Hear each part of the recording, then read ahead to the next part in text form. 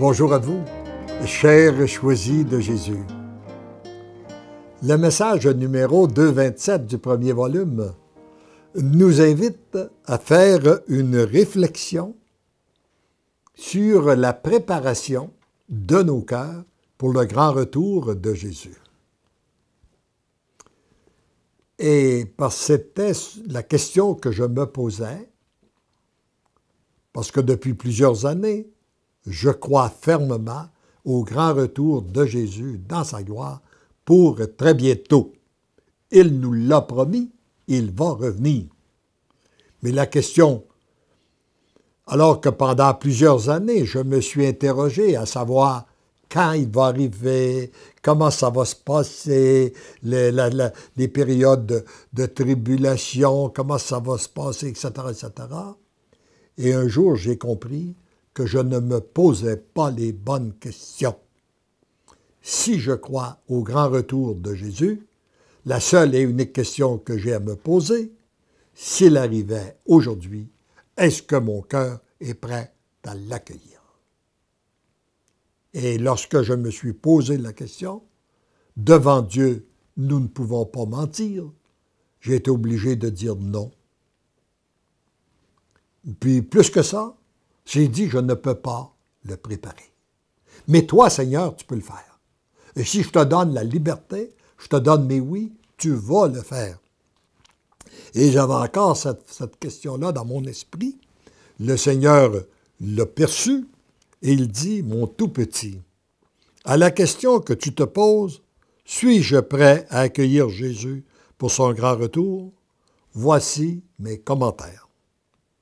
Tenter par toi-même de t'y préparer, c'est une mission impossible. La question que tu devrais te poser est celle-ci. Est-ce que je me laisse préparer pour bien accueillir Jésus dans son grand retour? Voyez-vous la question qu'on doit se poser? Est-ce que je me laisse préparer? Pour t'aider à bien répondre à cette question, et à faire la lumière sur cette question, tu peux te poser les sous-questions suivantes. 1. Est-ce que je laisse à l'Esprit Saint la liberté totale d'agir en moi? Est-ce que l'Esprit Saint a toute liberté d'agir? Ou si je lui pose des conditions, des restrictions, oui à ça, non à d'autres choses, etc., etc. Deuxièmement, suis-je capable de le reconnaître lorsqu'il agit en moi, autour de moi et à travers moi? Apprendre à reconnaître l'agir de Dieu, l'agir de l'Esprit Saint en nous, autour de nous et à travers nous. 3. Suis-je capable de lui rendre grâce pour tout, sans vouloir m'en approprier une partie pour ma gloire? Voyez-vous l'orgueil qui veut toujours apparaître lorsque l'Esprit Saint agit en nous? Est-ce que je lui rends grâce pour tout ou si j'en garde une partie pour ma gloire? Dans ces 3 questions clés, il y a plusieurs autres questions te permettant d'approfondir la réponse.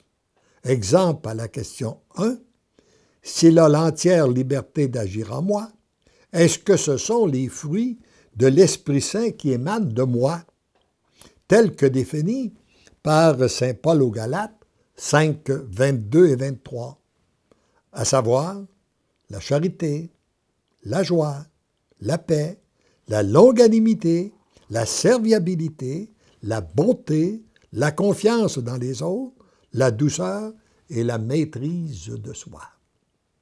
Ça, c'est une sous-question qui est très importante, qui nous permet d'évaluer notre relation avec notre Dieu. Est-ce que ce sont les fruits de l'Esprit Saint qui passent à travers nous, comme la charité, la joie, la paix, la longanimité, la serviabilité, la bonté, la confiance dans les autres, la douceur et la maîtrise de soi. Toujours, vous reconnaîtrez l'arbre à ses fruits. Si tu veux savoir quelle sorte d'arbre tu es, regarde les fruits que tu produis. S'ils ne sont pas ceux désirés, tu les donnes à la miséricorde du Père. Et vous, il nous donne le chemin pour que notre arbre produise des bons fruits.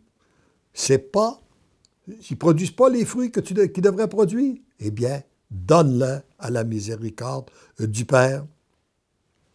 Et il nous a donné, à l'intérieur de notre Église, un grand sacrement, celui du pardon, qui vient nous libérer de tout notre passé, lorsque nous lui en demandons réellement pardon. Tu lui redonnes ton oui à venir couper les attaches qui t'empêchent d'être ce bon arbre. En d'autres termes, tu lui donnes ton oui à être émondé, même si parfois cette opération est douloureuse. Un peu comme un arbre qui se fait émonder, eh bien, on le blesse, on lui fait mal. Mais après, il produit réellement des bons fruits. Alors nous aussi, lorsque nous avons été contaminés par le péché, nous avons besoin parfois d'être émondés, et il se peut qu'il y ait certaines douleurs. Tu lui donnes ton oui à démasquer et enlever de toi tout ce qui est faux et qui t'empêche d'être ce bon arbre qui produit en abondance et en excellence.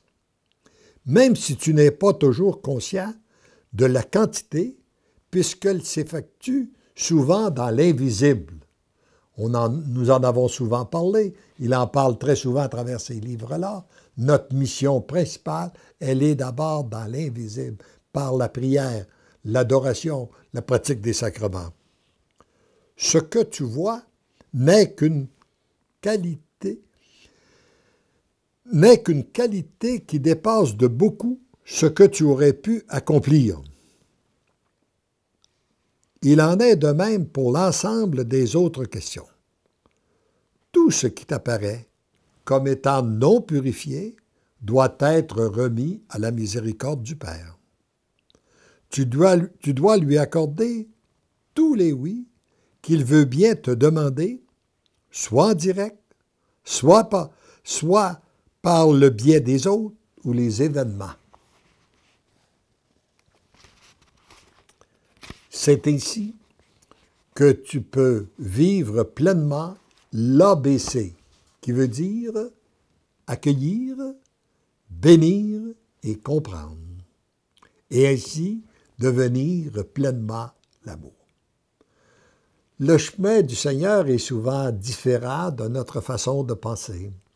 Lorsque nous arrivons dans un problème, une question, nous cherchons d'abord à comprendre, pour après ça, savoir qu'est-ce qu'on doit faire avec et tout ça. Et là, il nous donne un tout autre chemin qui produit d'excellents fruits, accueillir. Tout accueillir. Ça, c'est le premier pas. Deuxième, bénir. Louer Dieu dans cette situation que tu ne comprends pas. Et ce n'est que par après que tu as fait ça, que tu peux comprendre ce que produit cette situation et rendre grâce à Dieu.